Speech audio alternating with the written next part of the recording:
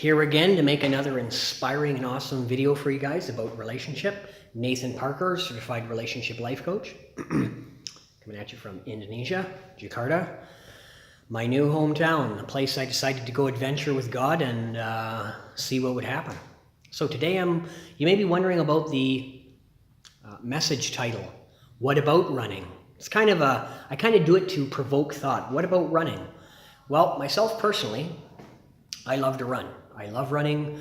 My main aim actually when I get 3 weeks off in a little while is I've done 2 hours of running. I actually want to spend the 3 weeks getting up to about 5 hours, and then my eventual total is I want to be up to 8. So while I've been running and while I've been thinking about running what I want to do, I thought, well, there's some good lessons, some powerful lessons for relationship here. So one of the lessons I've picked up while running and thinking about running and how it applies to life is you want to know where you're going. Like when I know where I'm going, how long I'm going to be running, where I'm headed to, where I'm going to stop, where I'm going to turn around, just makes everything so much easier. And it's the same in a relationship. Where do I want to go with my finances? How do I want to treat my wife? How do I want to be treated? What kinds of things are we expecting from our future? Do we want a baby? Do we want to travel lots? These kind of things bring clarity so that you're not just kind of going along in life, because we all know that. I mean, I don't have any kids yet, but eventually I will. And when you get in that kind of where time is always an issue, it can be easy to just let the plan go, you know? It's almost like you just start letting yourself go, right?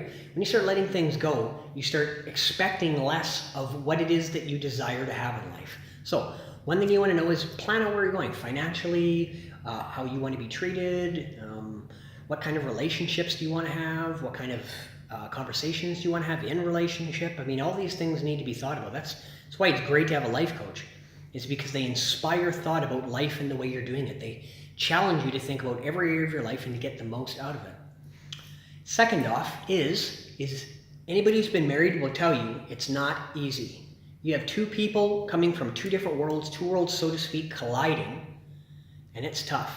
I always tell my wife, you know, I don't say this in a mean way, but this is the best thing I ever did, but it's also the most challenging thing that I've ever done. So running, a lot like being married, is you have to keep enduring. You have to keep doing the things you don't want to. You have to keep sacrificing. You have to keep compromising. You have to talk about feelings when you don't want to. One of my things is the feelings are a tough one for me. I spent a long portion of my life kind of pretending they weren't there, right? So those two things, I hope they're powerful. Think about them. Ask some powerful questions to you, your spouse. Really think about your life and where it's going. What do you want out of life? And then make sure that you keep enduring, because much like running, when you get to the end, it always feels the best. It's just at the end of the race, or the end of the argument, or at the end of the tough feelings, there's always the benefit, there's the blessing. You get to the end, you get through it, and then you get on to the next thing. So I hope this has been powerful. Hope it's helped you think about things, helped you think about your relationships, period. Whether they be marital, whether they be relationships in life. If you think I can help you, please don't be afraid to email me at Nathan Parker, all lowercase, 744 @hotmail.com. Thanks very much, and I'll see you next time.